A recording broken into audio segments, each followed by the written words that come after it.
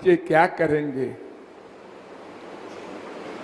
और आप लोगों को तो भगवान का, राधा रानी का, गुरु का भय होना चाहिए। वो देख रहे हैं। आप तो तत्व ज्ञान सुन चुके हैं 1000 बार कि एक तो हमारे श्याम सुंदर ही, राधा रानी ही हृदय में बैठे हैं, और शायद गुरु जी भी देखते हो, और उन्हीं की कृपा प्राप्त करना है। अरे अनंत जन्म सोए हैं, और फिर रात भर सोने को यहां मिलता ही है। किसी को रात की ड्यूटी नहीं दी जाती। और फिर हम आशा करते हैं कि हमारे बच्चे नियम के विपरीत काम नहीं करेंगे।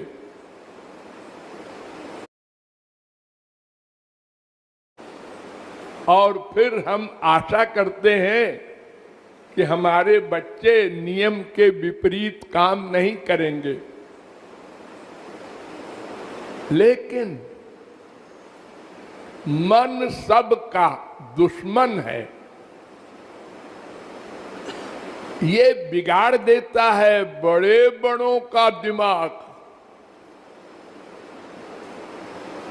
अर्थात किसी को आलस्य ने घेर लिया, अब कौन जाए। अरे अगर कोई पूछेगा आश्रम में, कह देंगे तबीयत ठीक नहीं थी। यहां तक पाप करने को ये मन कराता है। मन झूठ बोल दिया गया है, आप लोग उसको समझ लीजिएगा और अपनी अपनी ड्यूटी ठीक समय पर कीजिएगा। ठीक समय पर घंटी बजने पर सब लोग उठो। 6 घंटे से अधिक सोओगे तो ये गुरु आज्ञा का उल्लंघन होगा, शरीर को दंड मिलेगा। 2 नुकसान होगा। खाना टाइम पर जाओ, जब घंटी बजे खाना खाओ। आपस में निरर्थक बात न करो, निरर्थक बात न सुनो। खाली टाइम में या काम करते समय भी राधे नाम का जप करते रहो, बिना आवाज के, श्वास श्वास से। इस मानव देह को सफल करो। फिर कब करोगे? संसार छोड़कर आए, तुमको टीचर भी मिला, तुमको तत्व ज्ञान भी कराया, और भगवान के धाम में निवास मिला। सबसे बड़ी राधा रानी की कृपा। अब इतना सब सौभाग्य और इतनी कृपाएं पाकर भी, और अगर इलाहाबाद, लखनऊ और दिल्ली की तरह जीवन बिताया, तो इससे बड़ा कोई आत्महत्या का काम नहीं होगा। सावधान रहो हर समय। बस हरि गुरु की सेवा हुई को लक्ष्य मानो। ठीक टाइम पर यहाँ जब आरती वगैरह होती है, कीर्तन वगैरह, सब लोग उसमें।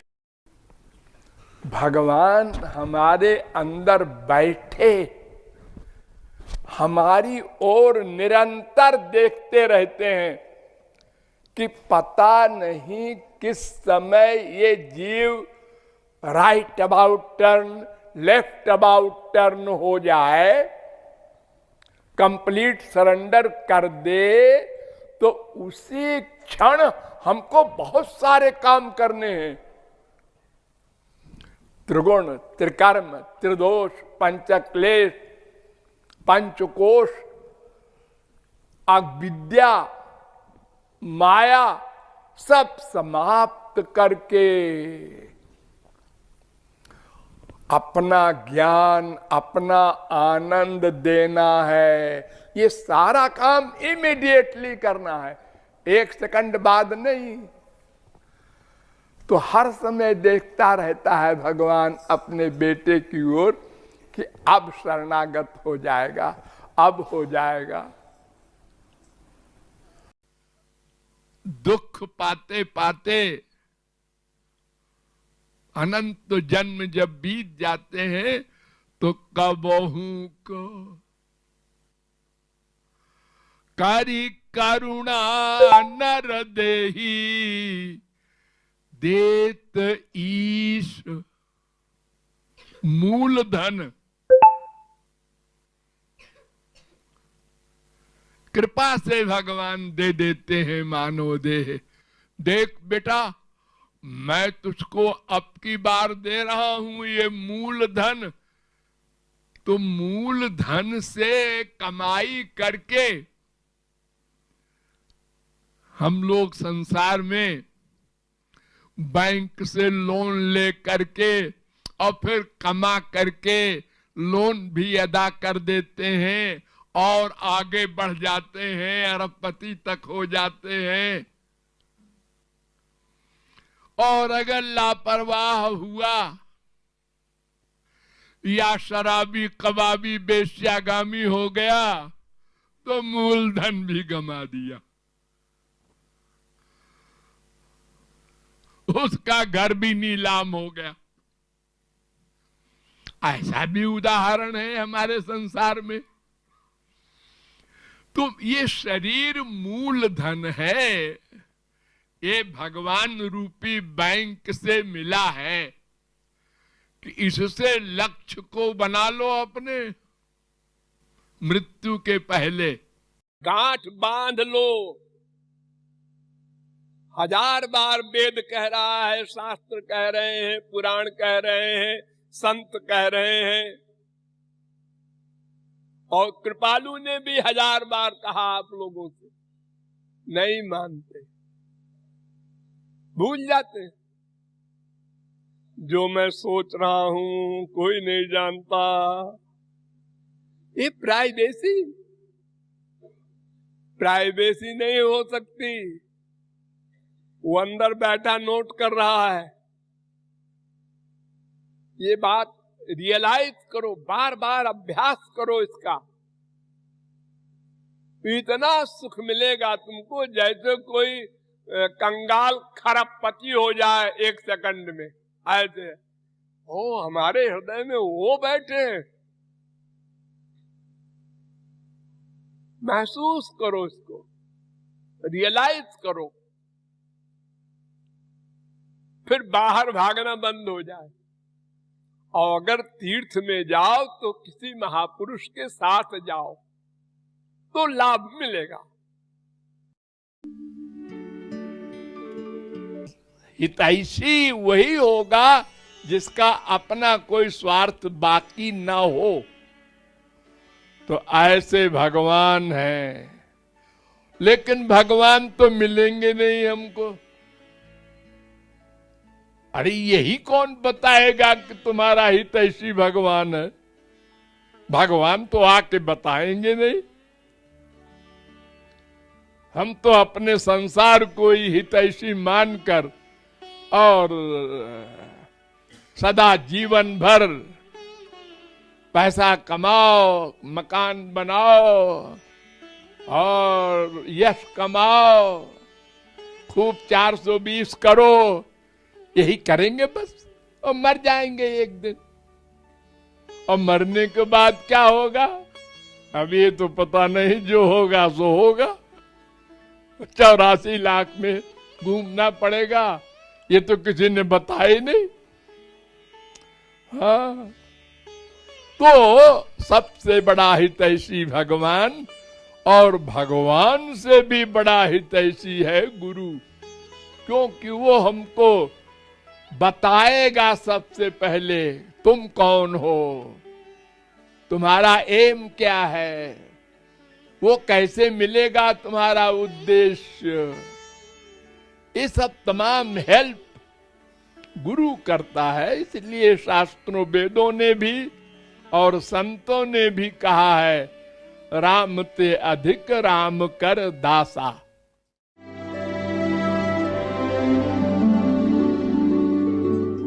धोया और गंदा हो गया, शुद्ध पानी से धोया तो गंदगी दूर हो गई।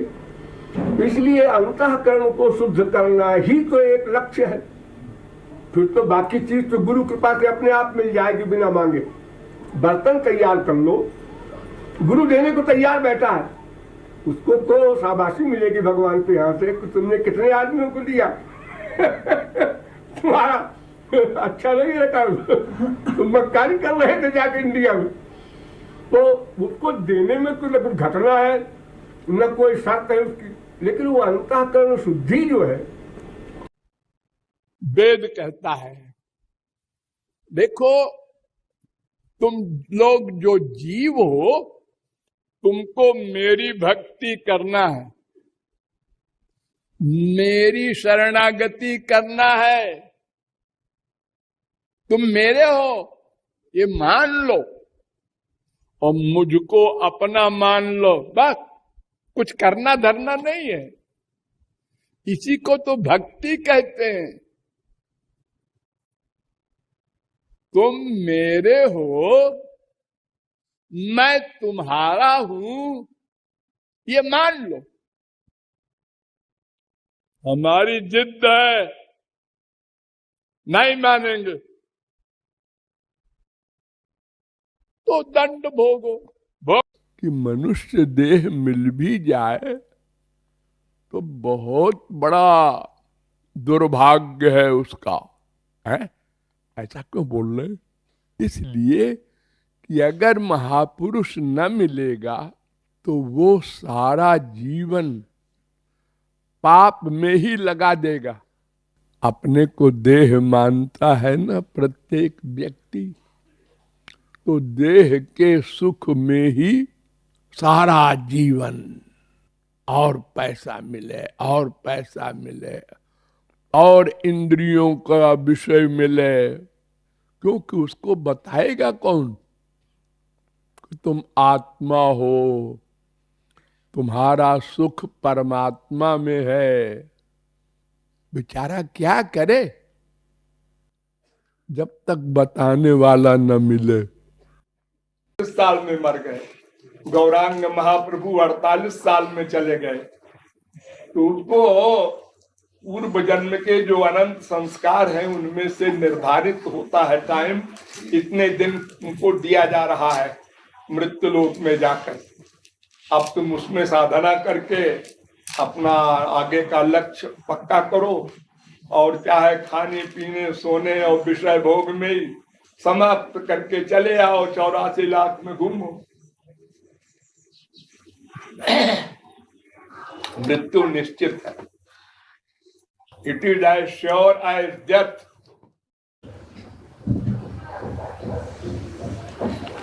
इसलिए यहाँ ये कहा जा रहा है कि किशोरी जी, तुम्हारे नाम, तुम्हारे रूप, तुम्हारे गुण, तुम्हारी लीला, तुम्हारे संत, ये सब हमारे धन है। ये धन जिसके पास है बस वही अमीर है।